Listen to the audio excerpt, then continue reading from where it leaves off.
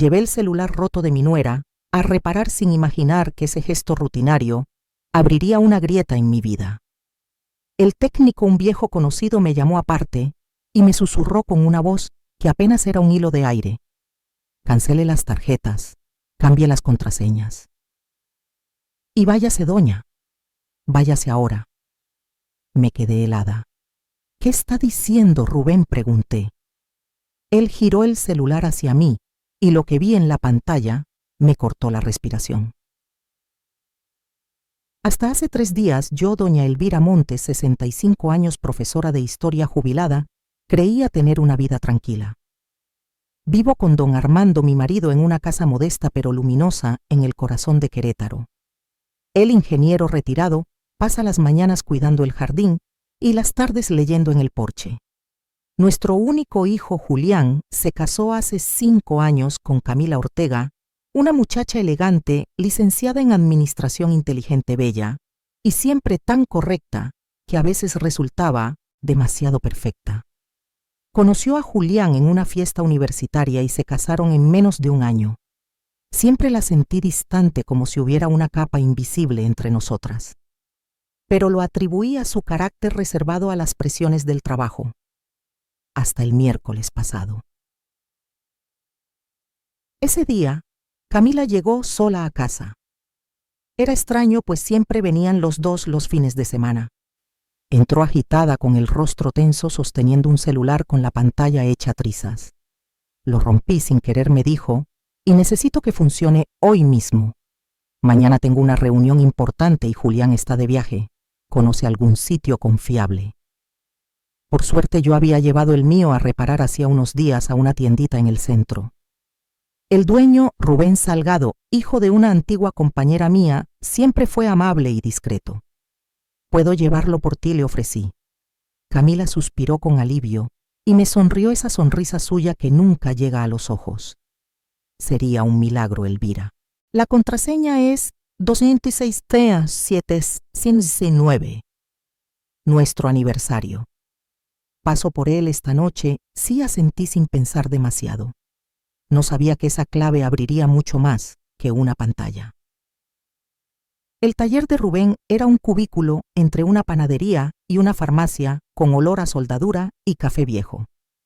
Entré y lo vi inclinado sobre una mesa llena de piezas diminutas. «Doña Elvira, qué gusto verla». Le expliqué la situación y me aseguró que en unas horas lo tendría listo. Le dejé el teléfono y la contraseña y me fui a hacer unas compras.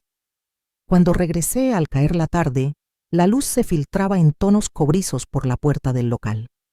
Rubén levantó la vista y su expresión cambió. La amabilidad se borró de su rostro, reemplazada por algo que parecía miedo. Cerró la puerta y bajó la voz. «Está listo, doña, pero necesito mostrarle algo. Pasó algo con el aparato». «No con el aparato», susurró con su familia.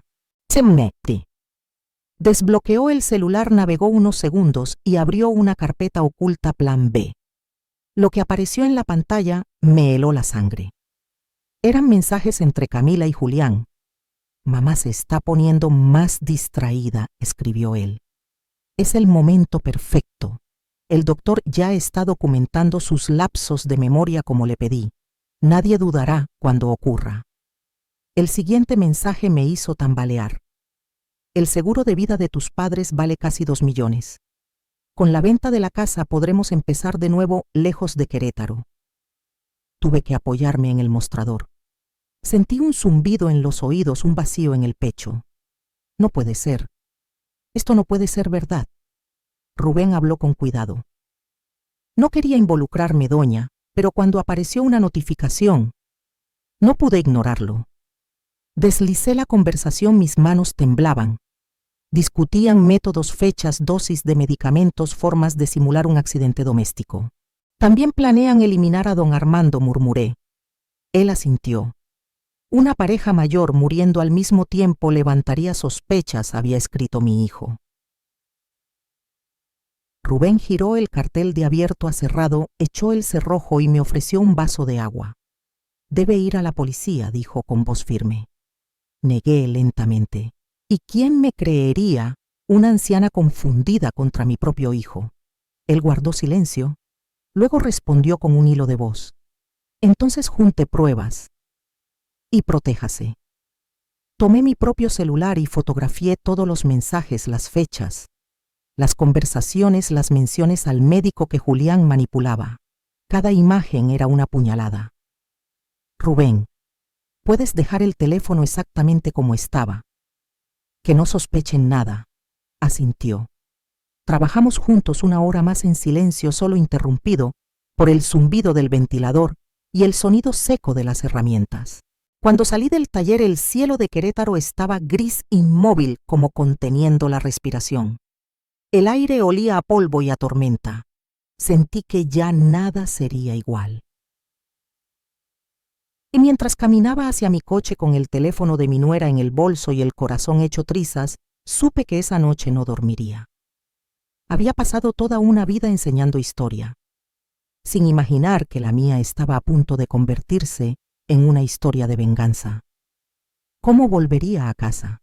¿Cómo miraría a Armando sabiendo que nuestro único hijo había planeado nuestra muerte? Peor aún, ¿cómo podría enfrentar a Camila cuando viniera a recoger su celular? Mientras conducía por las calles de Querétaro, con el sol cayendo tras los tejados anaranjados, sentí que el aire pesaba como plomo. Pensaba en cada paso, cada palabra. Tenía que advertirle a mi esposo sin provocarle un infarto, y luego actuar, pero con cabeza fría. Si Julián o Camila sospechaban que sabíamos algo, podrían adelantar su plan. El pensamiento me apretaba el pecho. El hijo que crié, al que cuidé cuando tenía fiebre, al que acompañé a su primer día de escuela, ahora tramaba nuestra muerte por dinero. Aparqué frente a la casa. El crepúsculo teñía la fachada de un tono dorado y triste. Inspiré hondo varias veces. No podía temblar. El juego había comenzado y yo debía jugar mejor que ellos. Creían que una anciana con lapsos de memoria sería presa fácil. No sabían con quién trataban. Esta mujer había sobrevivido a una dictadura universitaria, había criado sola a su hijo mientras su marido trabajaba fuera y había vencido un cáncer hacía apenas 5 años. Si pensaban que caería sin luchar, se equivocaban. Bajé del coche sosteniendo el celular de Camila como si fuera dinamita. Al entrar, sentí el aroma del café viejo y escuché el murmullo del televisor. Armando estaba en el sillón viendo las noticias con las gafas, resbalándole por la nariz. Por un segundo, su presencia me dio la ilusión de que todo seguía igual. ¿Pudiste resolver lo del celular de Camila?, preguntó distraído, sin apartar la vista de la pantalla. Tragué saliva. Sí. Ya está arreglado, mentí con voz serena. Me quedé de pie unos segundos hasta que sentí la urgencia quemarme por dentro. Armando, dije, finalmente necesito mostrarte algo. Es grave. Su cabeza se giró de inmediato. Apagó el televisor. El silencio llenó la habitación. Me senté a su lado y le mostré las fotos de los mensajes. Vi su rostro transformarse, primero la confusión, luego la incredulidad, y finalmente un horror silencioso que le heló la mirada. No, murmuró con la voz quebrada. Debe ser un error. Julián jamás. Ojalá lo fuera, respondí tomando sus manos frías. Pero es él. Es su número, su forma de escribir. Y Camila responde desde su teléfono, el que tengo aquí conmigo. Armando cerró los ojos y respiró hondo conteniendo el temblor. Cuando los abrió, supe que algo había cambiado. Había pasado del estupor al instinto de supervivencia. ¿Qué haremos?, preguntó con voz baja. Le expliqué lo esencial: documentar todo, revisar nuestras cuentas, cambiar contraseñas, cancelar tarjetas, descubrir qué médico estaba implicado, actuar normales mientras reuníamos pruebas. Si era necesario, acudiríamos a la policía. Camila vendrá esta noche por el celular, advertí. Tenemos que mantener la calma. ¿Cómo voy a mirarla?, susurró Armando derrotado. Igual que yo he enseñado historia medieval durante 30 años a adolescentes que fingían interés. Intenté bromear, pero la voz me salió débil. Paso a paso, Armando. De eso depende nuestra vida. Nos pasamos la siguiente hora revisando las cuentas bancarias. Descubrimos transferencias pequeñas, casi imperceptibles, hacia una cuenta desconocida, 200 pesos, 300, que en 3 meses sumaban casi 10,000. Julián tiene acceso, murmuró mi esposo. Le dimos poder el año pasado, por si algo nos pasaba. Una risa amarga se escapó de mí. Le habíamos dado las llaves de nuestra tumba. Cambiamos contraseñas, cancelamos tarjetas adicionales y llamamos al banco para bloquear cualquier movimiento sospechoso. ¿Y el doctor Pablo?, preguntó Armando. El corazón me dio un vuelco. Pablo era nuestro médico desde hacía más de 15 años. Había almorzado en esta casa. La idea de que mi hijo lo manipulara para falsear mis informes era casi tan dolorosa como su traición. Voy a pedir cita mañana, dije con voz tensa. Quiero ver qué dice sobre mi memoria. A las 7:30 sonó el timbre. El silencio se volvió espeso. Armando me tomó la mano. Un pacto mudo. Abrí la puerta con una sonrisa ensayada. Camila Ortega estaba impecable como siempre, cabello castaño pulido, perfume caro, labios perfectamente delineados. Una actriz en su papel más peligroso. Elvira, perdón por venir tan tarde. ¿Cómo te fue con el técnico? Todo bien, respondí entregándole el teléfono. Rubén hizo un trabajo excelente. Encendió el aparato, comprobó la pantalla y sonrió. Perfecto. ¿Cuánto fue? Déjame pagarte.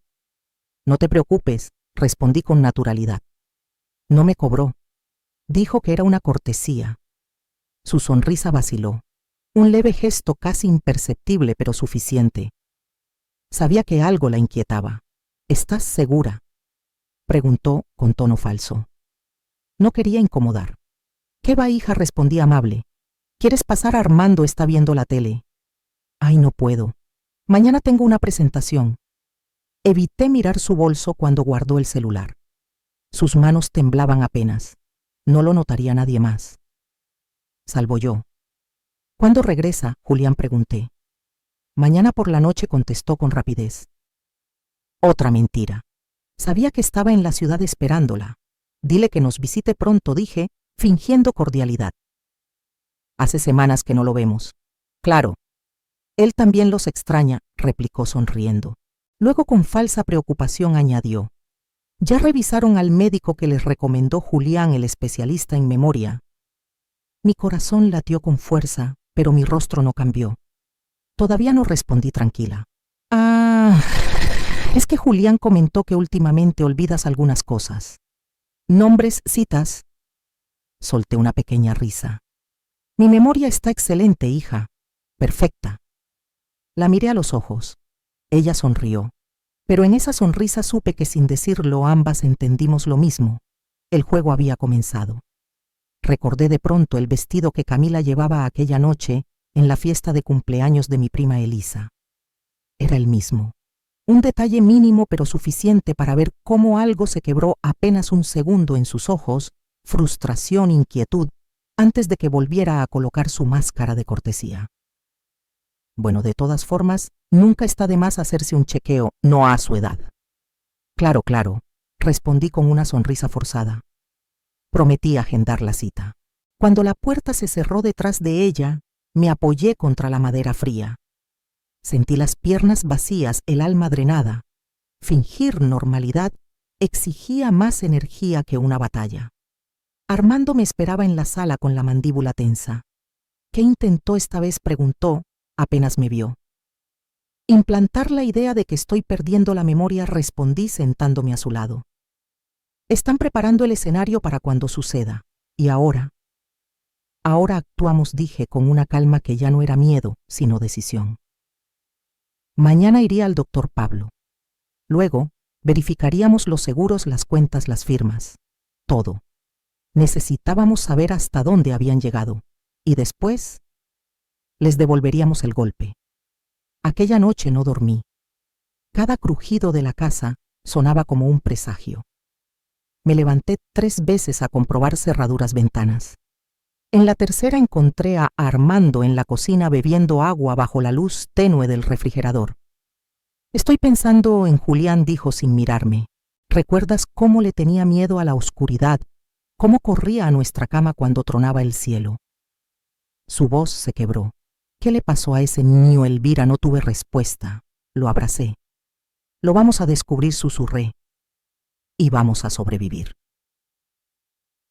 A la mañana siguiente llamé al consultorio del doctor. Inventé una emergencia. Me dieron cita a las 10. Antes de salir revisamos otra vez nuestras cuentas. Y ahí apareció el nuevo golpe, un seguro de vida a mi nombre contratado hacía 3 meses sin mi conocimiento. ¿Cómo es posible?, pregunté, horrorizada. Armando miró los documentos digitales con el ceño fruncido. Mira, la firma es la tuya. Me acerqué a la pantalla. La firma se parecía, sí, pero no era mía. Falsificaron mi firma, susurré. Y mira esto, añadió él, la voz temblorosa. Valor 1,5 millones. Beneficiario único Julián. El aire se volvió denso como si el mundo entero se apoyara sobre mis hombros. No era solo un plan, ya estaba en marcha. Documentos falsos, desvíos de dinero, un médico manipulado, un seguro listo para cobrarse cuando mi muerte accidental llegara. Salí rumbo al consultorio con el corazón en guerra. El consultorio del doctor Pablo olía a desinfectante y papel nuevo. La recepcionista me saludó con afecto. Doña Elvira, qué gusto verla. El doctor ya la atiende en un momento. Menos de 10 minutos después me llamó. Pablo, un hombre de cabello gris y mirada antes confiada, parecía nervioso. Elvira, qué sorpresa. Justo ayer me llamó Julián. Dijo que te resistías a hacerte unos exámenes. Sonreí apenas. Qué raro que diga eso, doctor. En realidad vine porque estoy preocupada por mi memoria, dije con tono neutral. Él asintió tomando notas. Sí, Julián me mencionó algunos episodios, olvidos, confusiones. Curioso, contesté despacio, porque no recuerdo haber tenido ninguno. Se removió incómodo. Bueno, a veces el paciente no percibe sus propios lapsos. Es común al inicio de una demencia. Y ya existe un registro previo, balbuceó. Levanté la vista. ¿Registro previo?, pregunté. Julián me mostró algunos videos. Usted confundiendo fechas, nombres. Me incliné hacia adelante. ¿Videos? ¿Puedo verlos? No me dejó copias, respondió evasivo. Entonces lo interrumpí firme. Doctor, soy su paciente desde hace 15 años. Usted me conoce, ¿verdad? ¿De verdad cree que tengo demencia o solo está repitiendo lo que mi hijo le dijo? El silencio cayó pesado. Solo el reloj de pared se escuchaba marcando segundos largos. Finalmente suspiró. Elvira. Su hijo vino varias veces. Dijo que usted y Armando estaban perdiendo autonomía, que era peligroso dejarlos solos. Me pidió que documentara cualquier señal de deterioro. Lo miré fijo. Y usted accedió. Solo escribí lo que él relató, respondió avergonzado. No diagnosticaba nada sin exámenes. Esperé un momento hasta que el aire se volvió insoportable. Luego despacio solté la verdad. Doctor Pablo, mi hijo está planeando matarme a mí y a Armando. El impacto fue visible. Se quedó helado. ¿Qué, Elvira? Eso es muy grave. Lo sé, tengo pruebas. Y ahora entiendo por qué necesitaba su firma. Un historial médico de demencia haría mi muerte menos sospechosa. El color se le fue del rostro. Sus manos temblaban mientras se ajustaba las gafas. Yo jamás participaría en algo así. Creí que Julián estaba preocupado por usted. Saqué mi celular y le mostré las fotos de los mensajes. Su expresión se transformó mientras leía incredulidad, luego horror. Dios mío, murmuró. Quiero ver mi historial médico, exigí. Ahora. Titubeó, pero obedeció. Giró la pantalla hacia mí. En letras frías leí: paciente presenta signos de declive cognitivo según lo relatado por el hijo. Episodios recurrentes de confusión, desorientación temporal y olvido de nombres. Se recomienda evaluación neurológica completa.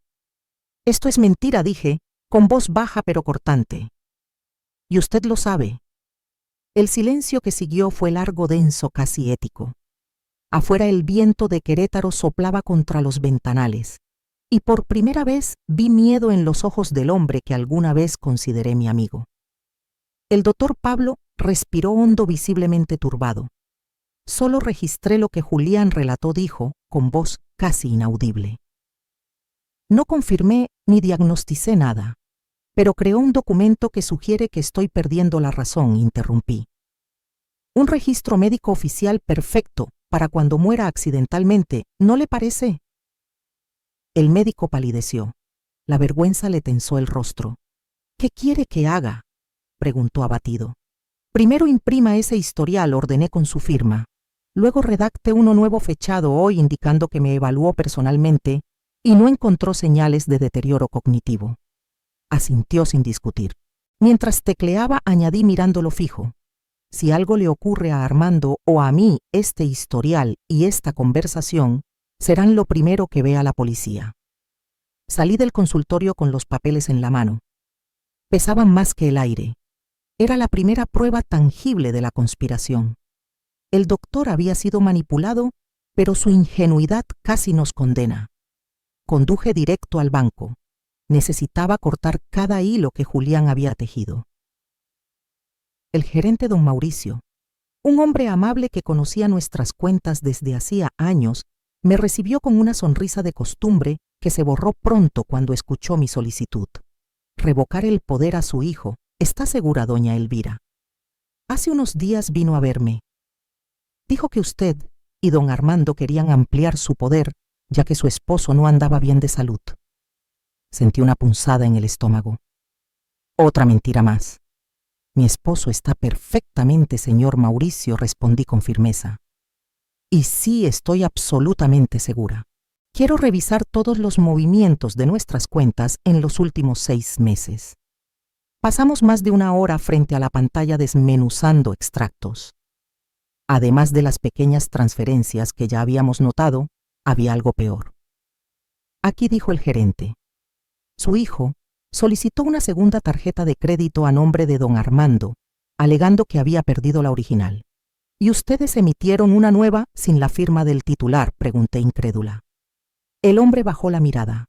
Como él tenía poder y manejaba asuntos financieros de ustedes, lo aprobamos. Respiré profundo, sintiendo la rabia subir como fuego.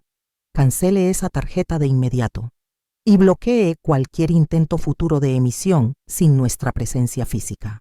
Don Mauricio asintió sin atreverse a decir una palabra más. Al salir del banco el sol de mediodía me cegó por un instante. El calor se mezclaba con una sensación de vértigo. Habíamos frenado otro engranaje del plan, pero la magnitud de la traición me perseguía como una sombra. Julián había preparado el terreno con precisión quirúrgica, una historia de demencia. Transferencias discretas, seguros falsos, control total. El celular sonó. Lo miré. Julián.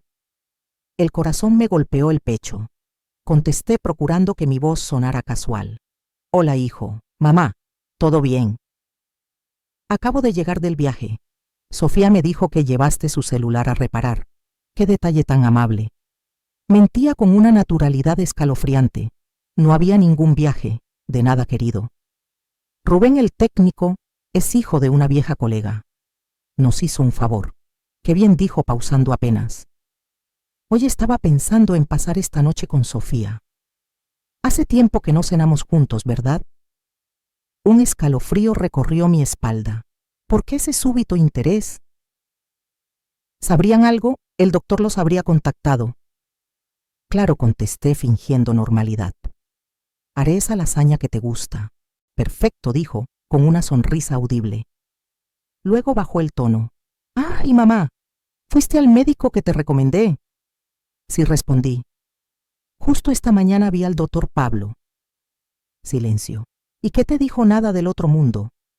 Dijo que estoy perfectamente bien para mi edad. Otro silencio más largo. Ah, bueno. Qué bien. Aunque quizá deberías buscar una segunda opinión. Ya sabes, el doctor Roberts me está pues déjense esto. Pablo a veces es demasiado prudente. Veremos, hijo, dije. Nos vemos por la noche entonces. Sí, sobre las 7. Hasta luego. Colgué. Mis manos temblaban. La conversación disfrazada de cortesía estaba cargada de veneno. Julián esperaba un diagnóstico distinto. Quería que el médico certificara mi deterioro. Saber que no lo hizo lo había desconcertado. Esa cena no era una reunión familiar, era una inspección. Cuando llegué a casa, Armando estaba rodeado de papeles. ¿Cómo te fue?, preguntó con ansiedad. Le conté todo: la manipulación del doctor, los documentos falsificados, el control bancario, la llamada de Julián. Van a venir a cenar, concluí. Armando se quedó helado. ¿Crees que sospechan? No lo sé, respondí. Pero se alteró cuando supo que el médico no encontró nada. Nos miramos. El mismo pensamiento cruzó ambos rostros. No probaremos nada que traigan, dijo él finalmente. Y uno de nosotros estará siempre vigilando. De acuerdo, asentí. Tenemos que grabar esa cena. Si dicen algo, debe quedar registrado. Armando fue a buscar su vieja grabadora digital, esa que usaba para sus reuniones de trabajo. La probamos. Aún funcionaba. Planeamos dónde esconderla entre los libros del aparador, justo frente a la mesa. Pasé la tarde cocinando la lasaña prometida. El olor a tomate y orégano llenó la casa, pero yo solo sentía náusea. Cada vez que pensaba en los mensajes de Camila y Julián, en la frialdad con que discutían nuestra muerte, el estómago se me cerraba. Me sorprendí cortando las cebollas con una precisión casi mecánica, como si ese movimiento me impidiera quebrarme. Afuera el viento movía las cortinas. En el reloj de la pared, las manecillas avanzaban lentas, implacables hacia las 7 de la noche, la hora en que la familia volvería a sentarse junta, por última vez. ¿Cómo llegamos a esto?, Armando, le pregunté mientras colocábamos los cubiertos sobre el mantel. El sonido del metal chocando con la porcelana era casi insoportable. ¿En qué fallamos con Julián? Mi esposo negó despacio, los ojos nublados por un dolor que compartíamos. No lo sé, Elvira, susurró. Pensé que conocíamos a nuestro hijo. A las 7 en punto el timbre sonó. Nos miramos una última vez. La grabadora escondida bajo la mesa ya registraba cada respiración. La estrategia era simple: actuar con naturalidad, observar, provocar un error, una palabra que revelara la verdad. Abrí la puerta con una sonrisa que me dolía en el rostro. Ahí estaban Julián y Camila, perfectos como siempre. Él traía una botella de vino tinto, ella una caja de bombones de mis favoritos. Mamá, exclamó él, abrazándome con entusiasmo. El contacto me dio escalofríos. Aquellos brazos que alguna vez me buscaron por cariño ahora escondían la intención de matarme. Qué gusto verte, dijo, entregándome la botella. Trajimos un vino especial para la ocasión. Gracias, hijo, respondí fingiendo admirar la etiqueta. Era una cosecha costosa. Y sin embargo, solo pensé si el veneno sería caro también. Armando lo recibió en la sala, su sonrisa tan tensa como la mía. Agua, café, jugo, ofreció, evitando mencionar el vino. Todavía no, papá, dijo Julián con tono relajado. Lo abrimos con la cena. Hablamos de banalidades, el clima, el tráfico, las noticias. Una charla tan normal que dolía. Detrás de cada palabra latía una mentira. Vi cómo Camila observaba cada gesto mío, cada pausa. Cómo Julián me hacía preguntas disfrazadas de interés. Mis medicamentos, mi rutina, mi memoria. Hasta que finalmente soltó el anzuelo. Entonces, mamá, ¿cómo te fue con el doctor Pablo? ¿Pidió exámenes? Manteniendo la calma respondí, una consulta normal. Nada preocupante. Qué raro, murmuró él, frunciendo el ceño. Me había dicho que sospechaba algo más serio, tal vez Alzheimer inicial. Así pregunté con fingida sorpresa. ¿Cuándo te dijo eso? Se dio cuenta del error, pero ya era tarde. La semana pasada, cuando lo llamé para hablar de esos episodios. ¿Qué episodios, hijo? No recuerdo haber tenido ninguno. Sonrió con esa condescendencia que me revolvía el alma. ¿Ves? Eso es justo lo que nos preocupa. Olvidas cosas, mamá. La semana pasada no recordaste el nombre de doña Iracema. Dejaste la estufa encendida por horas. Mentiras. Todo fabricado. Curioso, repliqué tranquila. Hablé con doña Iracema ayer por teléfono y no cocino hace días. He preferido el microondas últimamente. Su sonrisa se quebró por un instante. Cenemos, intervino Armando levantándose. La lasaña de Elvira huele de maravilla. La mesa estaba servida. El olor del queso gratinado llenaba el aire mezclándose con el perfume dulce de Camila. Mientras servía, Armando cambió discretamente las copas. Habíamos ensayado ese movimiento como una coreografía. Ellos beberían su vino. Nosotros otro idéntico servido en la cocina. Un brindis, propuso Julián levantando su copa. Por la familia y la salud. Por la familia, repetimos fingiendo beber. Los observé mientras bebían sin titubear. Tal vez el vino no estaba alterado, o tal vez aún no era el momento. Camila fue la primera en hablar. Elvira, hemos estado conversando, dijo suavemente. Nos preocupa que vivan solos en una casa tan grande. Es verdad, añadió Julián. Con estos episodios pensamos que podrían mudarse a un sitio más pequeño, o que nosotros nos viniéramos a vivir aquí con ustedes por un tiempo. Sentía a Armando tensarse. Ahí estaba el plan: acercarse, ocupar el espacio, dominarlo. Qué atentos, respondí con calma. Pero estamos perfectamente bien, ¿verdad, Armando? Absolutamente, confirmó él. De hecho, estamos pensando en viajar, tal vez unos meses en Cancún. Vi el gesto nervioso en los rostros de ambos. Viaje, repitió Julián casi con alarma. No creo que sea buena idea, papá. Los doctores, la memoria de mamá. Todo excelente, intervine. Podemos viajar con tranquilidad. Camila sonrió, pero su mirada era hielo. ¿Quieren que los ayudemos con el viaje? Puedo buscar hoteles, paquetes. No será necesario, corté. Ya está todo planeado. El aire se volvió espeso. Cada palabra era una jugada. Cada sonrisa una amenaza. Ellos midiendo nuestro control. Nosotros midiendo su desesperación. Cuando serví el postre, el silencio se volvió casi ritual. El flan temblaba en los platos. Estuve hablando con un abogado, dijo Julián casualmente mirando su copa. Sobre poderes legales. Ya saben por si ocurre una emergencia. Armando alzó la vista. ¿Qué tipo de emergencia? Bueno, si alguno de ustedes necesita hospitalización o si ya sabes la memoria de mamá empeora. El abogado sugirió un poder amplio para tomar decisiones médicas y financieras. Lo miré fijamente. El mismo rostro que besé cuando tenía fiebre, que sostuve cuando aprendía a caminar. Ahora solo veía frialdad, cálculo. No será necesario, hijo, dije finalmente. Ya actualizamos todos nuestros documentos. ¿Así? Preguntó el gesto endurecido. ¿Qué clase de cambios? Nada importante, contesté con serenidad. Solo aseguramos que todo esté en orden. Camila puso la mano sobre su brazo, fingiendo calma. Siempre es bueno revisar esos papeles, dijo con dulzura. Sonreí con una calma que no era paz, sino estrategia. Porque en esa mesa, bajo la lámpara de luz cálida, mientras la grabadora seguía capturando cada palabra, por primera vez sentí que el miedo había cambiado de bando. Consultamos a un abogado. El doctor Mauricio, el que tú nos recomendaste, mintió Armando con una serenidad que me sorprendió. Nos fue de mucha ayuda, añadió él, con una naturalidad digna de un actor veterano. No existía ningún doctor Mauricio, pero bastó el nombre para descolocar a Julián y Camila.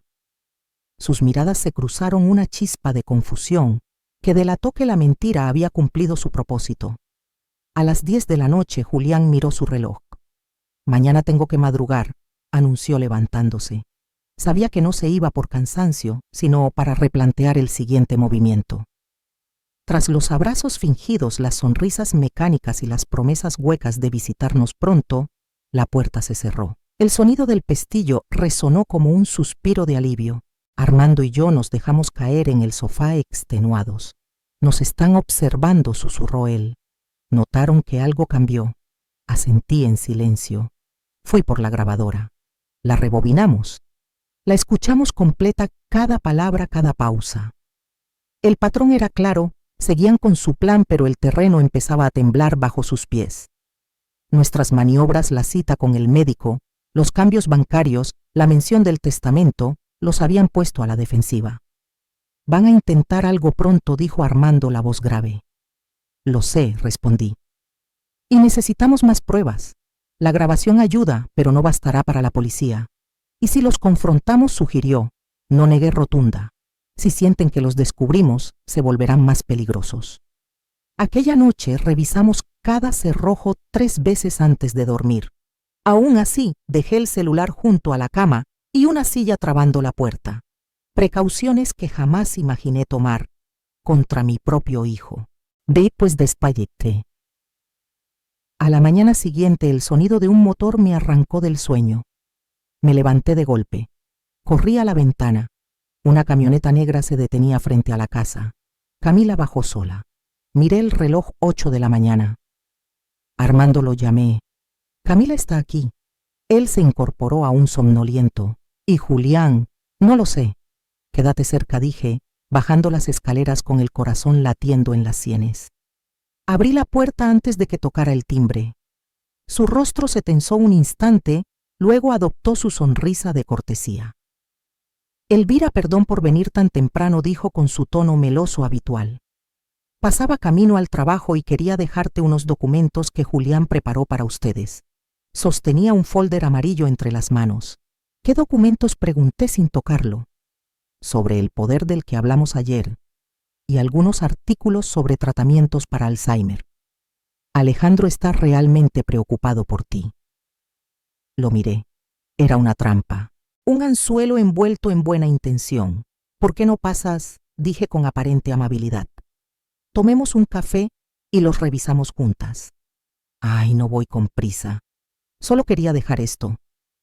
Insisto, abrí la puerta de par en par. Armando acaba de hacer café recién colado. 5 minutos nada más. Su sonrisa vaciló. Dudó. Luego entró. La conduje hasta la cocina. La luz del sol caía oblicua sobre la mesa iluminando las tazas humeantes. Sofía, qué sorpresa tan agradable, dijo Armando con voz tranquila, ocultando el filo tras el gesto amable. Trajo unos documentos para que firmemos, expliqué enfatizando firmemos.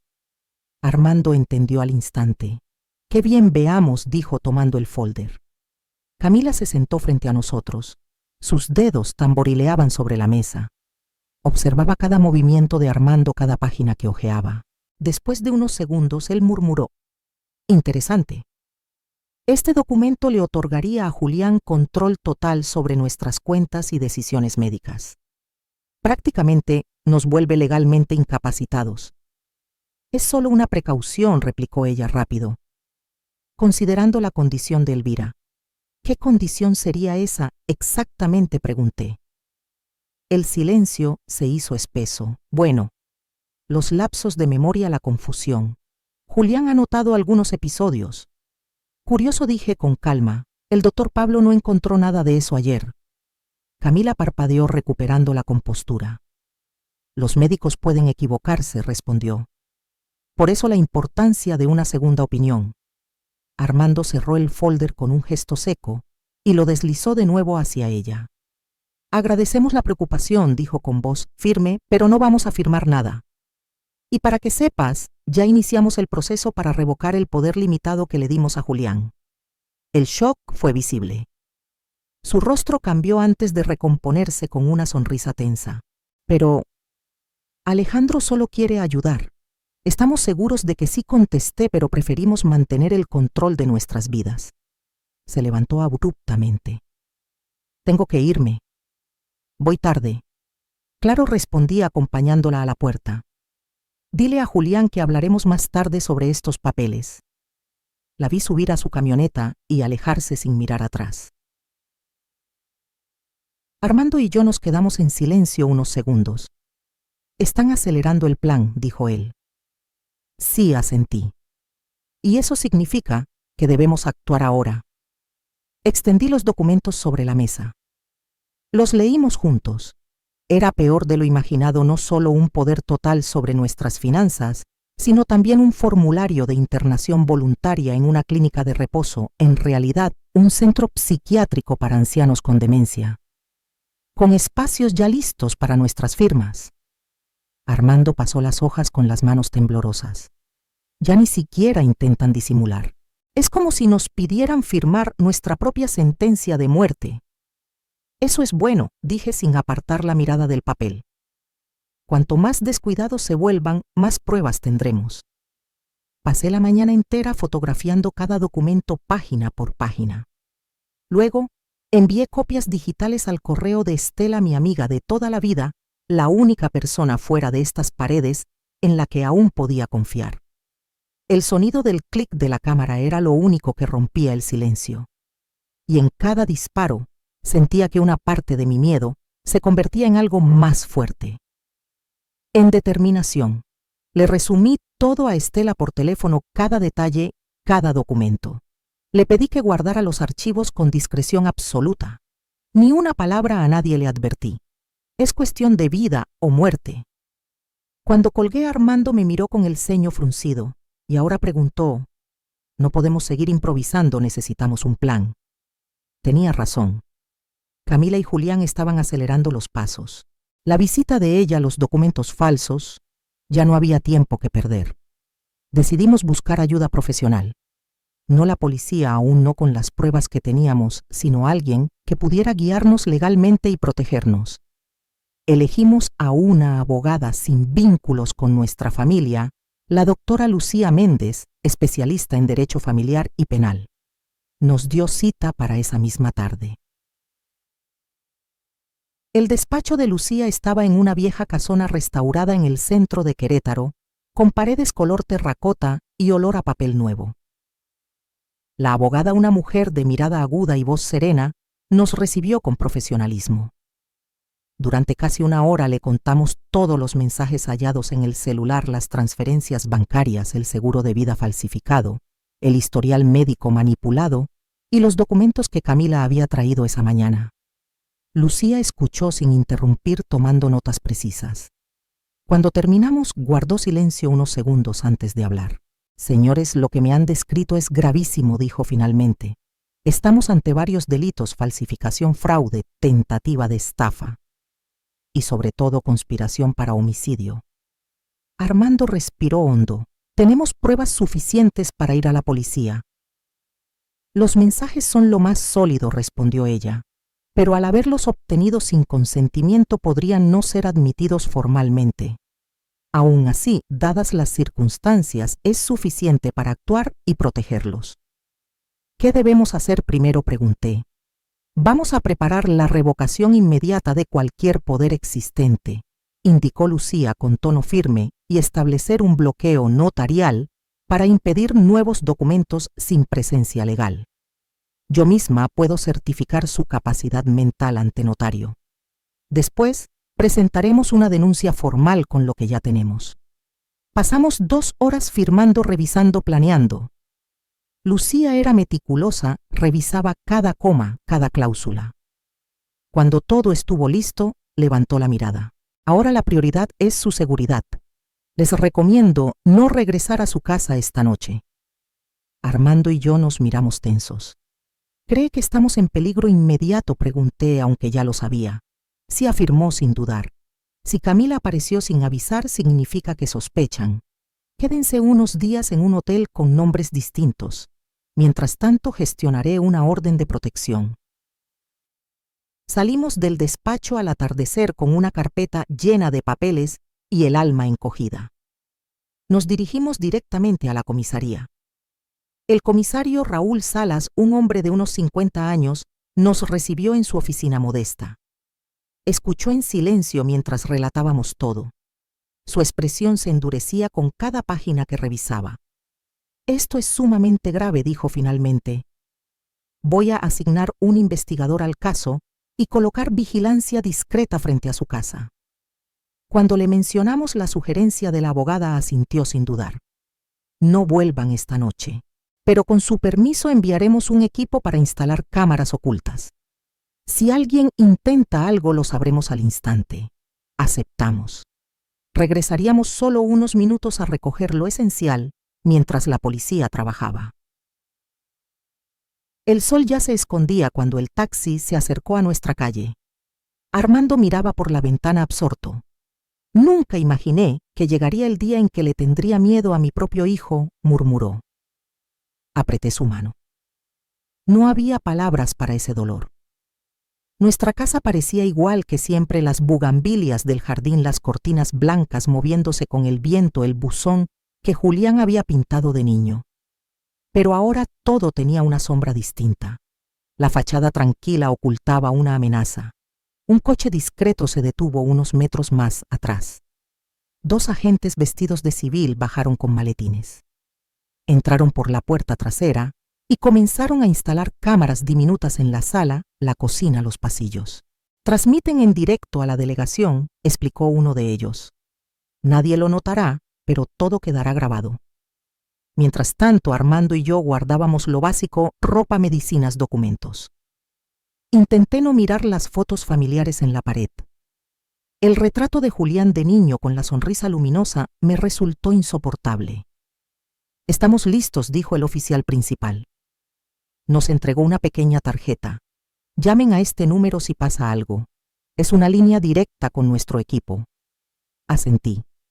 Iba a agradecerle cuando sonó mi celular. Miré la pantalla. Julián. El policía me hizo una seña: conteste con normalidad. Hola, hijo, dije con voz tranquila. Mamá, ¿dónde están?, preguntó con un tono que fingía preocupación. Pasé por la casa y nadie responde. El corazón me dio un vuelco. Había ido. Había estado ahí. Estamos de compras, mentí. En el centro comercial. Necesitábamos unas cosas. Entiendo, respondió tras una breve pausa. Solo me preocupé. Nunca salen sin avisar. Su voz era calmada, pero había algo debajo. Un filo invisible. Cuando colgué me quedé mirando el teléfono inmóvil. El aire en la casa se sentía distinto. El viento se colaba por la ventana del pasillo moviendo levemente las cortinas. Todo parecía normal. Pero en el fondo de mi pecho supe con certeza algo aterrador. Julián ya había notado nuestra ausencia y no tardaría en mover su próxima pieza. La falsedad en su voz me revolvía el estómago. Fue una decisión de último momento, hijo. Ya estamos volviendo a casa. Perfecto, respondió con suavidad. Porque tengo una sorpresa para ustedes. Los estoy esperando aquí. Me quedé helada. Aquí. Eso significaba que estaba en nuestra casa en ese mismo instante. ¿Una sorpresa?, pregunté, controlando el temblor en la voz. Sí. Traje ese vino que tanto les gusta. Pensé pasar la tarde conversando sobre los documentos que Camila dejó esta mañana. El policía que estaba junto a mí hizo un gesto para que siguiera la charla. Qué amable, hijo, dije con calma forzada. Llegaremos en media hora más o menos. Perfecto. Los espero, contestó antes de colgar. El silencio posterior pesó como plomo. El agente tomó la radio. Sospechoso en el lugar. Repito, sospechoso en el lugar. Mantengan distancia. Prepárense para intervención. Luego se volvió hacia nosotros. Vamos a dejar que actúe. Si intenta plantar algo, veneno, drogas, cualquier cosa, lo tendremos grabado. Tenía razón, pero la idea de Julián caminando por mi cocina tocando nuestros objetos, quizás preparando nuestra muerte, me helaba la sangre. ¿Y si descubre las cámaras?, preguntó Armando. Muy poco probable, respondió el oficial. Son del tamaño de un botón y están escondidas en puntos ciegos. Además, tenemos agentes vigilando la cuadra. Nos llevaron a un café cercano. El aire olía a pan recién horneado, pero yo apenas podía respirar. Cada minuto se hacía interminable. Imaginaba a Julián revisando nuestros cajones, alterando las medicinas, manipulando las botellas. Cada pensamiento era una puñalada. Pasaron 40 minutos. El policía recibió una llamada. Escuchó en silencio, asintiendo con gravedad. Tenemos algo, anunció. Volvimos de inmediato a la comisaría. El comisario Raúl Salas estaba de pie frente a una pantalla con varias cámaras en directo. Señora y señor Ramírez, nos dijo. Creo que deben ver esto. En la pantalla Julián entraba por la cocina con 2 bolsas de plástico. Su rostro sereno, casi clínico. Miró a su alrededor, comprobó que estaba solo. Y empezó. Sacó varios frascos de medicamentos y los mezcló con los nuestros en el botiquín. Luego tomó una botella de vino, la descorchó con cuidado y vertió un polvo blanco en su interior, removiendo lentamente antes de volver a sellarla. Finalmente sacó un pequeño dispositivo negro del tamaño de una moneda y lo pegó bajo la mesa. Probablemente un micrófono o una microcámara, dijo el técnico. Mis manos fueron a cubrirme la boca. Ver a mi propio hijo envenenando nuestra cocina metódico sin remordimiento fue como ver morir todos los años de amor acumulados. Ahora tenemos pruebas más que suficientes, dijo el comisario. Emitiré órdenes de arresto contra Julián Ramírez y Camila Ramírez de inmediato. ¿Qué era lo que puso en el botiquín?, preguntó Armando con la voz rota. Necesitaremos analizarlo, pero parecen medicamentos controlados. Dosis altas. El polvo del vino probablemente sea un sedante fuerte. El comisario posó su mano sobre mi hombro. Lo siento, señora Ramírez. Pero su hijo intentó matarlos activamente hoy. Si hubieran vuelto y bebido ese vino. Su voz se apagó. No pude responder. Las lágrimas me cegaron. Ya no eran sospechas ni suposiciones. Era él. Mi hijo en vídeo, preparando nuestra muerte con precisión. Armando me rodeó con los brazos. ¿Qué va a pasar ahora?, preguntó. Vamos a arrestarlos hoy mismo, respondió el comisario. Con esta evidencia no habrá libertad condicional. Respiré hondo, intentando no quebrarme. Quiero estar allí, susurré, sin reconocer mi propia voz. El comisario dudó. Pueden quedarse en el coche a distancia, pero no interfieran. Asentí. Una parte de mí quería huir, pero otra necesitaba ver el final. Cuando llegamos a nuestra calle, la noche ya caía sobre Querétaro. Las luces azules parpadeaban discretamente entre los árboles. Había varios coches policiales estacionados sin distintivos. Por la radio una voz informaba: ambos siguen dentro. Discuten. Parecen nerviosos. Han llamado varias veces al celular de la señora. Efectivamente, mi teléfono vibraba una y otra vez. Julián.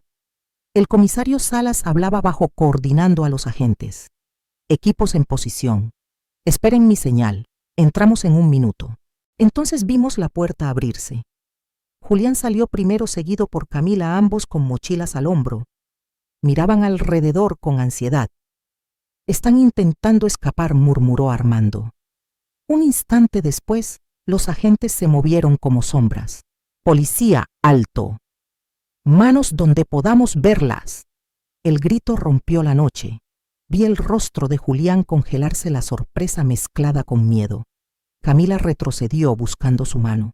El sonido metálico de las esposas resonó como un cierre de ataúd. Me quedé inmóvil dentro del coche, observando desde la oscuridad. No lloré. No grité. Solo miré cómo la justicia por fin empezaba a hacer su trabajo. Por un instante Julián pareció considerar la huida, pero al mirar a su alrededor comprendió lo inevitable. Lentamente levantó las manos. Los policías se abalanzaron sobre él y Camila los esposaron y los condujeron a patrullas distintas. Todo sucedió con una precisión mecánica casi cinematográfica. El comisario Raúl Salas se acercó a nuestro coche. Está hecho, informó. Ambos están bajo custodia, acusados de intento de homicidio, conspiración y fraude. Encontramos el vino adulterado y los medicamentos. Miré por la ventana.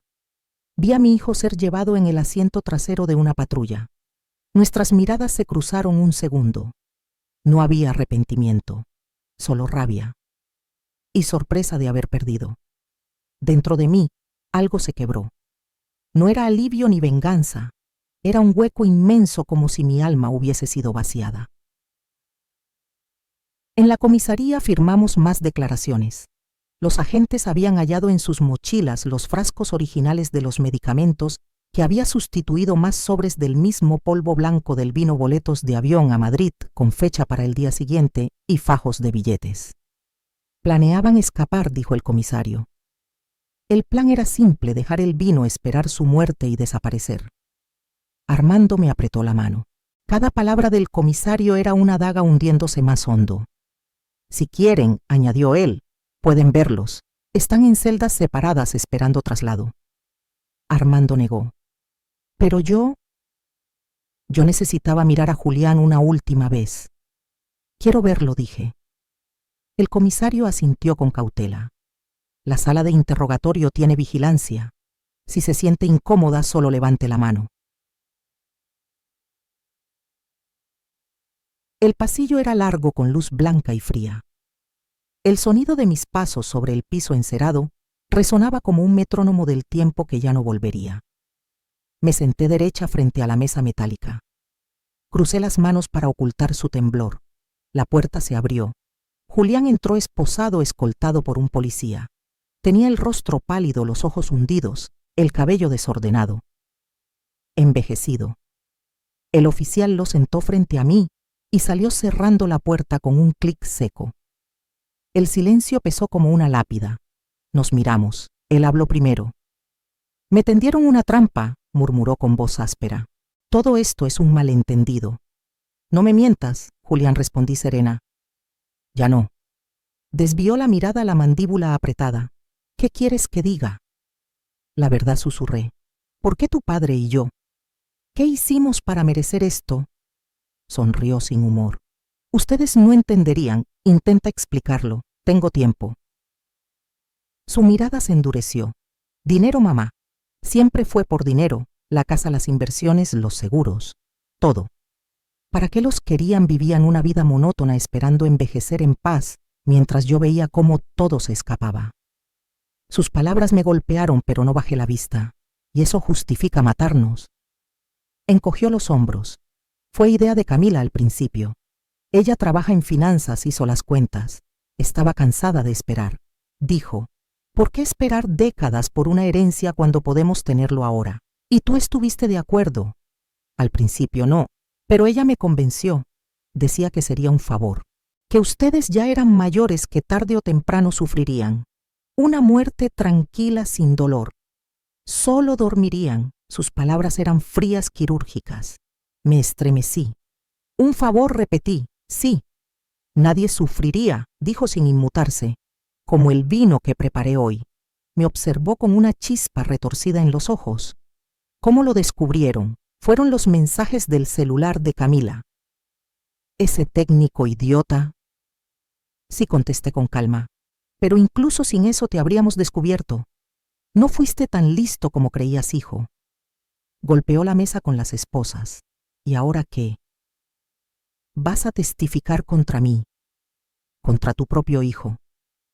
Lo miré en silencio unos segundos. «Ibas a asesinarme, Julián, creyendo que sería un acto de amor». Su respiración se aceleró. «Morirían en paz», repitió. «Y yo por fin tendría la vida que merezco. La vida que mereces», dije despacio. «A costa de nuestras vidas». Lo observé detenidamente. Busqué al niño que una vez abracé entre mis brazos, al joven que reía en la playa. No lo encontré. «No te reconozco», murmuré. Por un instante su mirada se ablandó. «Sigo siendo yo, mamá. Solo crecí. Me cansé de esperar mi turno». Me levanté. «Tendrás un buen abogado. Lo pagaremos. Será lo último que hagamos por ti. Pero no esperes nada más». Me giré hacia la puerta. «No entiendes», dijo él a mis espaldas. «Solo quería una oportunidad de vivir de verdad». Me detuve y lo miré una última vez. «Te dimos todas las oportunidades, Julián. Amor, educación, todo. La elección fue tuya. Y elegiste esto». El guardia abrió la puerta. El eco de sus pasos me siguió hasta el pasillo. Y por primera vez en mucho tiempo, sentí que la maternidad no era un lazo, sino una herida. Salí de la sala como si cada paso me pesara una vida entera. En el pasillo, Armando esperaba con los ojos enrojecidos, el rostro húmedo por lágrimas que ya no intentaba esconder. ¿Qué te dijo?, preguntó en voz baja. La verdad, respondí con un hilo de voz. Lo hizo por dinero. Nuestra muerte era solo el precio de su comodidad. Armando cerró los ojos, su rostro contrayéndose de dolor. ¿Cómo no lo vimos venir? ¿Cómo criamos a alguien capaz de eso? No tuve respuesta. La misma pregunta se repetía dentro de mí como un eco infinito. Recordé las noches sin dormir, las fiestas de cumpleaños, los consejos dados con amor. ¿En qué momento se torció todo? ¿En qué instante el niño que educamos con ternura se convirtió en un extraño capaz de matarnos? Abandonamos la delegación sin decir palabra. El sol apenas comenzaba a levantarse sobre Querétaro, tiñendo las calles de un tono dorado que contrastaba cruelmente con la oscuridad que llevábamos dentro.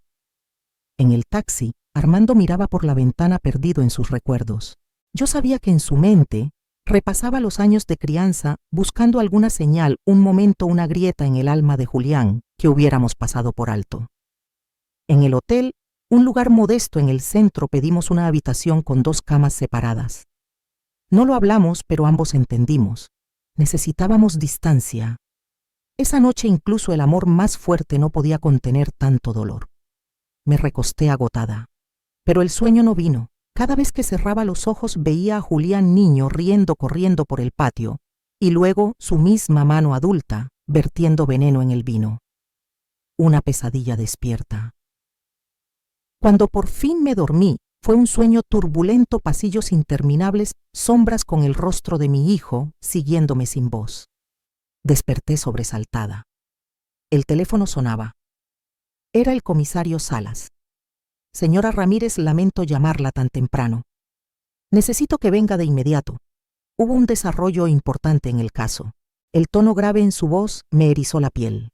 ¿Pasó algo? Prefiero explicarlo en persona. Desperté a Armando.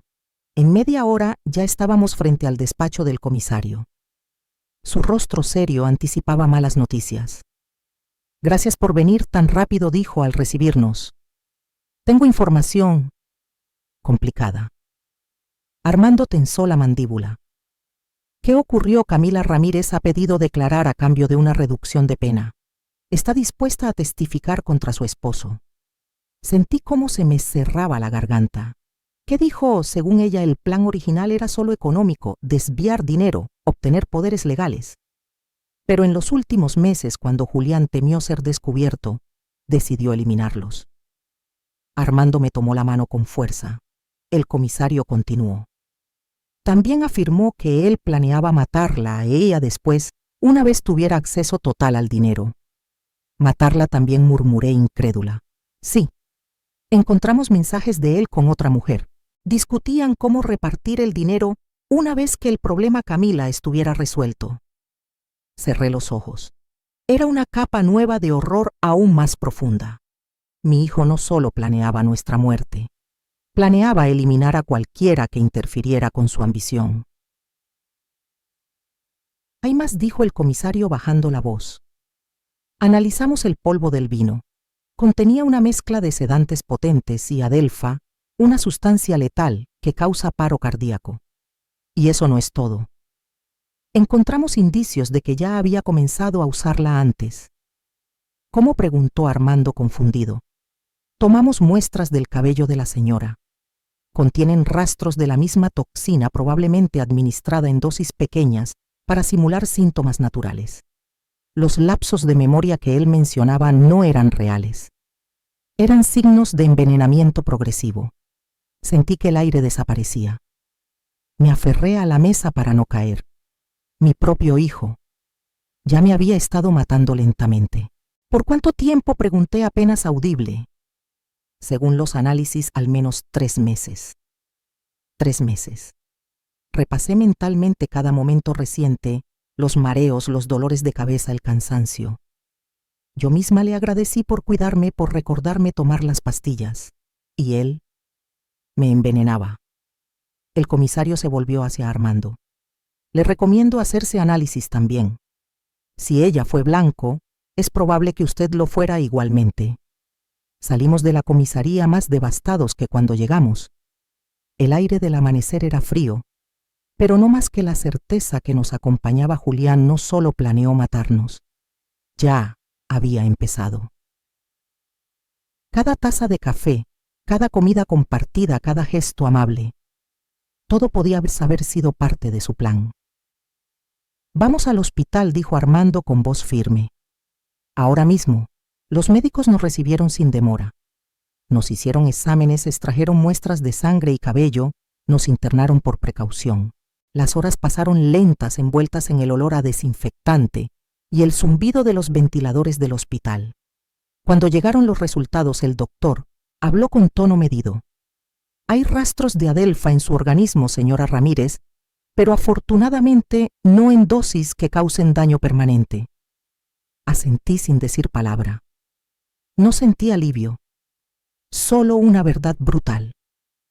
El veneno no estaba solo en mi cuerpo, también corría desde ahora por mi sangre en forma de nombre, de apellido. Julián. Los análisis confirmaron que Armando estaba limpio. El médico explicó que Julián se había concentrado en mí primero, una estrategia macabra casi lógica. Yo era la más vulnerable mujer, con un historial médico, un blanco fácil. «Tuvo suerte, señora Ramírez», dijo el doctor sin darse cuenta de lo absurdo de sus palabras. El envenenamiento fue interrumpido antes de causar daños irreversibles. Suerte. Qué palabra tan vacía para describir esto. Tuve suerte, porque descubrí que mi hijo me estaba matando antes de lograrlo. Los días siguientes fueron una tormenta mediática.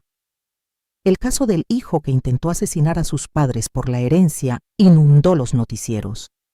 Periodistas frente al hotel, micrófonos en cada esquina, llamadas sin parar. Querían nuestras lágrimas, nuestras palabras, nuestro dolor convertido en espectáculo. No les dimos nada. El silencio era nuestra única defensa. La doctora Lucía Méndez se encargó de todo, comunicados, abogados, prensa. Fue ella quien nos confirmó la acusación formal contra Julián Ramírez, intento de homicidio agravado por envenenamiento premeditado y motivo vil. Si era condenado, enfrentaría décadas de prisión. Una semana después de su arresto regresamos a casa.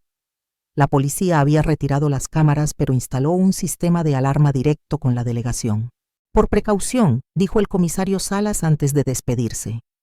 Entrar fue como abrir una herida. El aire olía a polvo y a recuerdo.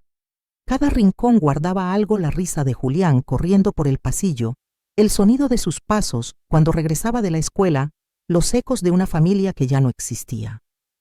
En la sala las fotografías parecían mirarnos con ironía. Julián niño con su uniforme, Julián adolescente con un trofeo, Julián adulto el día de su boda con Camila. La secuencia de una vida que ahora sabíamos era una máscara. Armando recorrió la casa lentamente, tocando objetos, buscando respuestas en el tacto.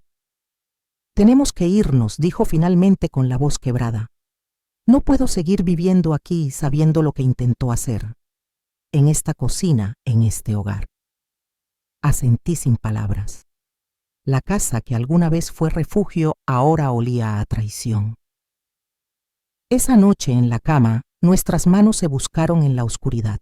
«¿Crees que algún día entenderemos por qué?», susurró Armando. «No lo sé», respondí honestamente. «Tal vez algunas cosas no se entienden. Tal vez solo se sobreviven». Guardamos silencio. Las sombras del techo parecían moverse con el viento que se filtraba por las rendijas. Le hablamos tantas veces sobre el valor, la honestidad. La familia, dijo él, casi para sí. «¿Cómo no bastó?» «Tal vez para algunos nada basta», contesté. «Tal vez hay vacíos que ni el amor llena». Nos quedamos así sin dormir, escuchando los autos pasar a lo lejos. La ciudad seguía viva, aunque nuestra vida había quedado suspendida. Los días siguientes fueron una rutina de supervivencia. Vendimos la casa. Empaqué solo lo necesario, evitando tocar los álbumes, los juguetes, las cartas. Cada objeto era un fragmento de una mentira que ya no podía sostener. Encontramos un departamento pequeño en el centro de Querétaro, ruidos de calle, olor a pan recién hecho, gente que no nos miraba con lástima. Allí poco a poco empezamos a respirar de nuevo, Mientras tanto, el proceso judicial avanzaba. Camila firmó un acuerdo con la fiscalía, testificaría contra Julián a cambio de una pena menor. Él, en cambio, se declaró inocente. Negó todo, alegó manipulación, insistió en que todo era un malentendido familiar. 2 meses después, llegó una carta suya desde prisión. Armando quiso quemarla sin abrir. Yo necesitaba leerla. Era breve, escrita con la misma caligrafía que usaba para sus tarjetas de cumpleaños cuando era niño. Ama, papá. Sé que no quieren saber de mí, pero necesito decir esto. Todo lo que hice fue por amor. Sí quise el dinero, la libertad, pero también quise evitarles el sufrimiento de envejecer, de volverse dependientes, de perder la dignidad. No espero perdón. Sé que lo que hice es imperdonable, pero créanme, no fue por odio. Fue por ambición, sí, pero también por una forma distorsionada de amor. Un día, cuando estén listos, me gustaría verlos otra vez. A pesar de todo, sigo siendo su hijo, Julián. Leí la carta 3 veces. Busqué entre líneas una chispa de arrepentimiento, un rastro del hijo que conocí. No había nada, solo manipulación, una máscara más. Por amor, murmuré doblando el papel. Intentó matarnos por amor. Armando la leyó en silencio. Luego negó con la cabeza. Todavía no entiende. Tal vez nunca lo haga. Guardé la carta en un cajón. No la rompí. No la respondí. Quizá algún día, cuando el dolor se disuelva en ceniza, encuentre palabras. Pero no para perdonarlo. Solo para poner fin al eco de su nombre. Todavía no era el momento. La herida seguía abierta, y cualquier intento de cerrar el capítulo solo haría sangrar más. Los meses siguientes se convirtieron en una rutina mecánica: abogados, psicólogos, trámites, firmas. Vendimos la casa por menos de su valor. Queríamos librarnos de ella como quien se arranca un pedazo de piel contaminada. El pequeño departamento en el centro se volvió nuestro refugio. Sin lujos, sin recuerdos. Solo paredes limpias, aire nuevo y el ruido constante de la ciudad que servía de distracción. El juicio de Julián Ramírez fue fijado para 3 meses después. La fiscalía tenía un caso sólido: mensajes, grabaciones, análisis toxicológicos, testimonios, todo un rompecabezas de pruebas que pintaban una verdad incontestable. Aún así, el solo pensar en testificar me aterrorizaba. ¿Cómo podía pararme frente a mi hijo y narrar con voz firme cómo planeó nuestra muerte? ¿Cómo mirarlo sin quebrarme, sabiendo que mis palabras sellarían su destino? Nuestra terapeuta, la doctora Marta Olvera, intentaba suavizar esa culpa. Ustedes no son responsables de lo que él hizo, decía con serenidad.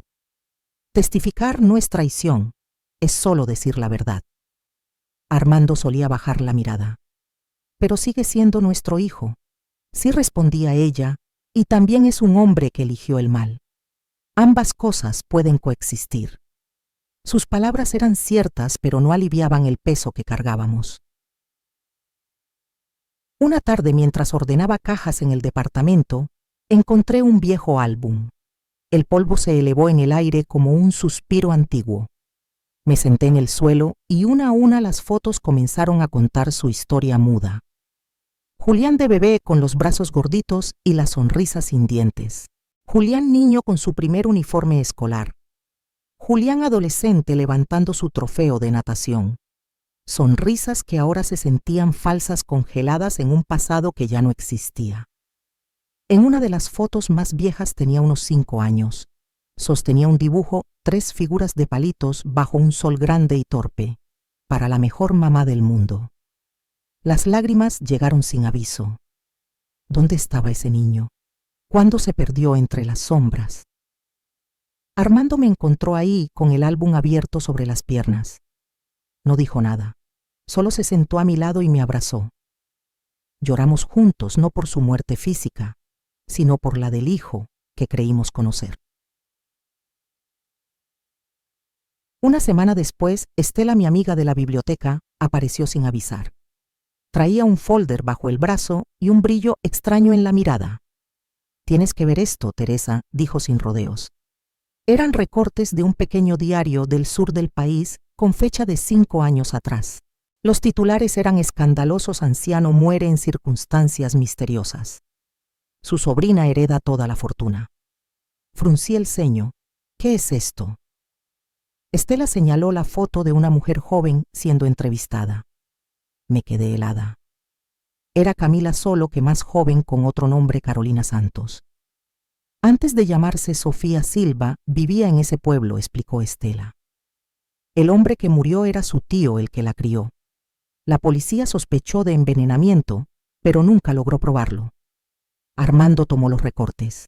¿Y qué sustancia encontraron, Adelfa?, respondió ella con voz grave. El mismo veneno que corría por mi sangre, el mismo que Julián vertió en el vino. Un escalofrío me recorrió entera.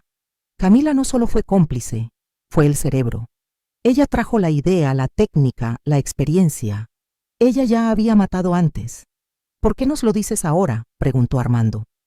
Porque su acuerdo con la fiscalía está por cerrarse, contestó Estela. Solo cumplirá unos años por testificar contra Julián. Pero no es justo. Ella fue la verdadera autora. Llevamos los documentos a la doctora Lucía, quien actuó de inmediato. El fiscal reabrió las investigaciones. En semanas el pacto de Camila quedó suspendido. La policía halló en su departamento un cuaderno, planes detallados, fechas, dosis, hasta anotaciones sobre cómo deshacerse de Julián después. La verdad emergió como una marea oscura. Ella lo manipuló desde el inicio. Lo sedujo, lo usó y luego planeó eliminarlo para quedarse con todo. Cuando Julián se enteró durante una audiencia, colapsó. Según su abogado, finalmente comprendió lo que le habían hecho. Aunque eso no borraba su participación, era evidente que Camila había tejido la red. Tomamos una decisión difícil: ir a verlo a prisión. No por perdón, ni por reconciliación, solo por cerrar el círculo. La penitenciaría de Querétaro era un edificio gris de concreto y ecos. Seguimos a un guardia por pasillos helados hasta una pequeña sala con una mesa de metal. Esperamos. Cuando la puerta se abrió, Julián entró esposado con el uniforme naranja. Había perdido peso. Su rostro pálido parecía de otro hombre. Los ojos vacíos, como si dentro no quedara nadie. Nos miró y las lágrimas brotaron sin aviso. Mamá. Papá. Armando solo asintió. Vinimos. Nada más. No había reproches ni consuelo, solo el silencio pesado de dos mundos que ya no podían tocarse. El sonido distante de una puerta al cerrarse fue el último eco entre nosotros. Estar allí frente a Julián, ofreciendo ese mínimo gesto de humanidad, parecía necesario. No solo para él, también para nosotros. Un acto de cierre, no de perdón. Lo siento, dijo al fin con voz ronca. Sé que no cambia nada, pero tenía que decirlo. ¿Por qué intentaste quitarte la vida?, pregunté sin rodeos. Miró sus manos vendadas. Porque entendí lo que hice. No solo el plan ni las mentiras, sino el daño real, lo que rompí en ustedes, y supe que jamás podría repararlo. Por primera vez, desde todo aquello, vi algo en sus ojos. No manipulación, no lástima por sí mismo, solo dolor. El verdadero. Armando habló entonces con esa calma que solo los años le daban. Hay cosas que no se pueden arreglar, hijo, pero eso no significa que debas rendirte. ¿Y para qué seguir?, susurró él. ¿Qué me queda? La vida, respondí. Imperfecta, larga, difícil. Pero vida al fin, la oportunidad de hacer algo bueno con lo que te queda. Nos quedamos apenas media hora, sin promesas de volver, sin palabras dulces. Solo un adiós sobrio con la tenue posibilidad de que el tiempo quizás suavizara el filo del pasado. 4 años después de descubrir su traición, Armando y yo celebramos 45 años de casados, sin fiestas, sin música. Solo una cena tranquila con los pocos amigos que sobrevivieron a nuestra tormenta. Mientras él contaba una anécdota que hacía reír a todos, lo observé. Su voz firme, su mirada serena. Y comprendí que la felicidad puede renacer incluso entre las ruinas. No era la misma de antes, ahora tenía cicatrices, pero era más profunda, más consciente. Habíamos sobrevivido a lo impensable. Y en ese proceso reconstruimos no solo nuestras vidas, sino también el sentido mismo de lo que significa amar. Julián seguía en prisión. Tras su intento de suicidio, comenzó a estudiar Derecho a través de un programa para reclusos. Decía que quería ayudar a otros algún día. Lo visitábamos de vez en cuando, sin rutina, sin obligación, solo para mantener un hilo tenue entre el pasado y el presente. Camila, en cambio, cumplía condena en una cárcel de alta seguridad. Se negaba a hablar con nadie. Seguía culpando al mundo, a todos, menos a sí misma. Y nosotros aprendimos a vivir con nuestra historia sin permitir que nos definiera por completo. En una ciudad como Querétaro, donde todos terminan sabiendo algo, la verdad inevitablemente salía a la luz. Pero con el tiempo las miradas dejaron de ser de lástima y se transformaron en respeto. A veces aún me despierto sobresaltada. Veo de nuevo la escena en la tienda de electrónica cuando Chuy giró la pantalla del celular y el mundo se vino abajo. A veces Armando también sueña que Julián logra su propósito, pero cada año esas sombras pesan menos. El pasado quedó atrás, vencido por los pequeños rituales del presente, el aroma del café por las mañanas, las caminatas por el parque, el sonido del viento golpeando las persianas. La vida obstinada siguió abriéndose paso. La noche de nuestro aniversario, cuando los invitados se fueron, salimos al balcón. La ciudad dormía bajo un cielo de luces dispersas. Armando me tomó la mano y murmuró: ¿quién lo diría? Después de todo, seguimos aquí. Sobrevivimos, respondí. Él sonrió suavemente. Más que eso. Vivimos.